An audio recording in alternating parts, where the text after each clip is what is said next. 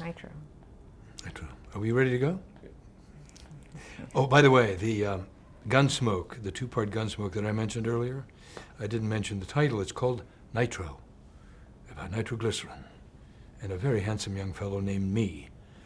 I think it was some of my best work. Okay. Your career has made you very recognizable. How has fame affected you? My career? Yes, your whole career. You have a very recognizable face. Thank God.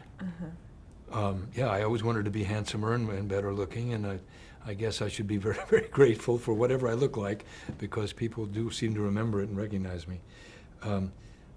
Paul Newman, who's obviously in an entirely different league, but he called it selling his privacy. And to some extent, that's what we do. I, being a much lesser entity in stardom than Paul, I don't have the problem he would, but we do basically, they're talking to us again. It's the angels.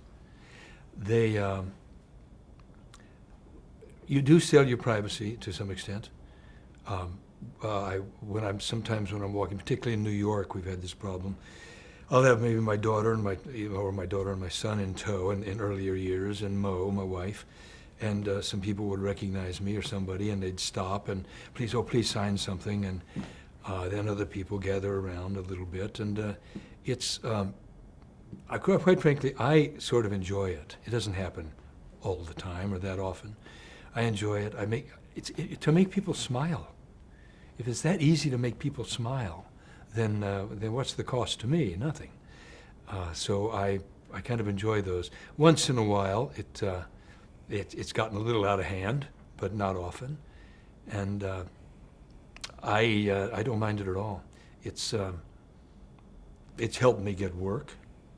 The more recognizable I am, that's the way the business works. The more likely you're going to get the next television gig. So it's been a career that I've been very lucky in, and I am nothing but grateful.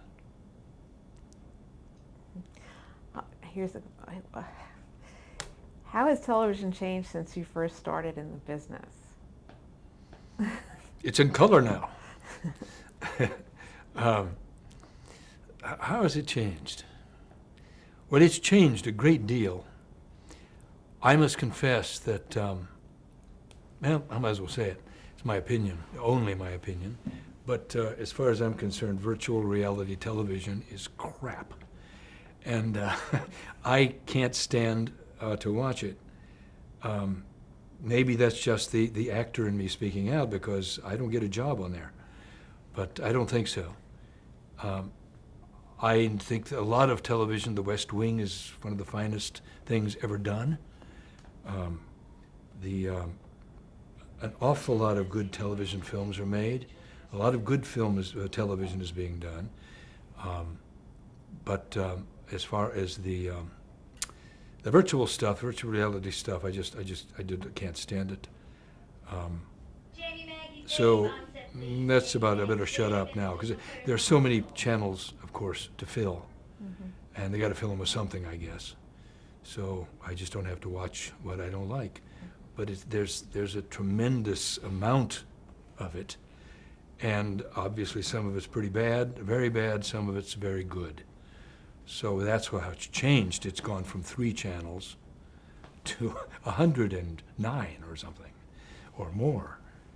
And that's been the biggest change, and the other changes are falling into line because there are just so many channels to fill.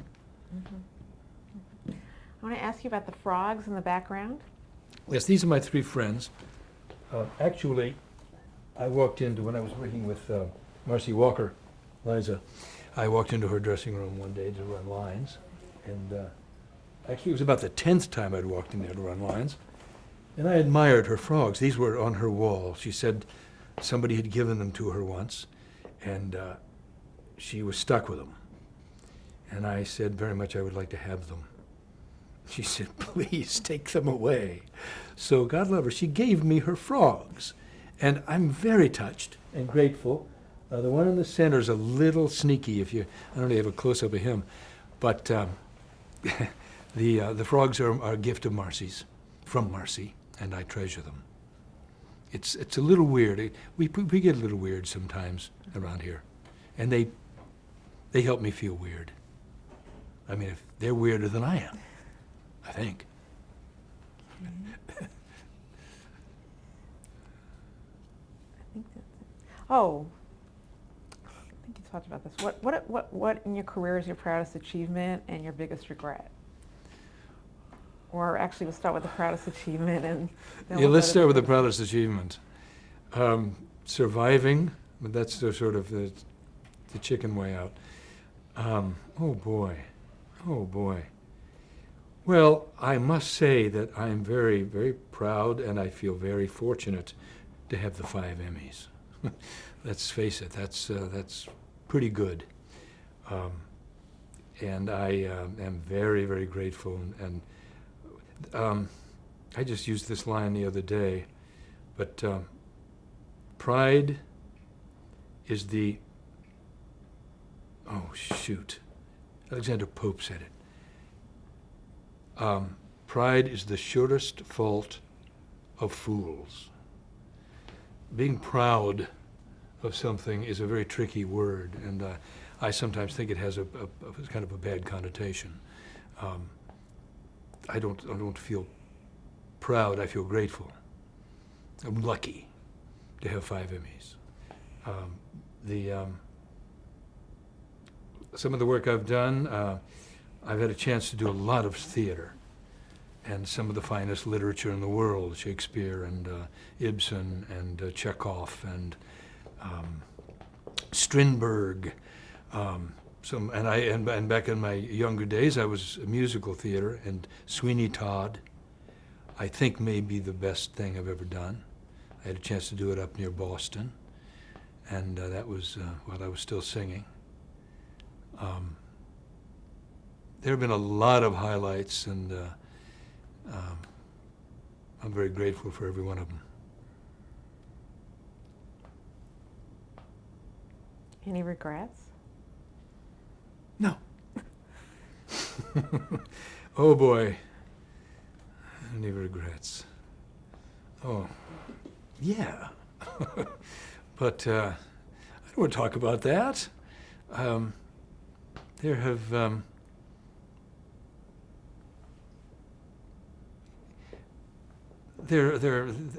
there's no answer. I have no answer for that. Of course, there have been things I regretted. Some of the shenanigans when I was on Another World, coming in after 3 hours sleep. I'm not proud of at all. I regret that. I was going through a very, very tumultuous period in my life, and I was having a hard time keeping it together. By and large, the regrets I just shove them off the side. Don't need them.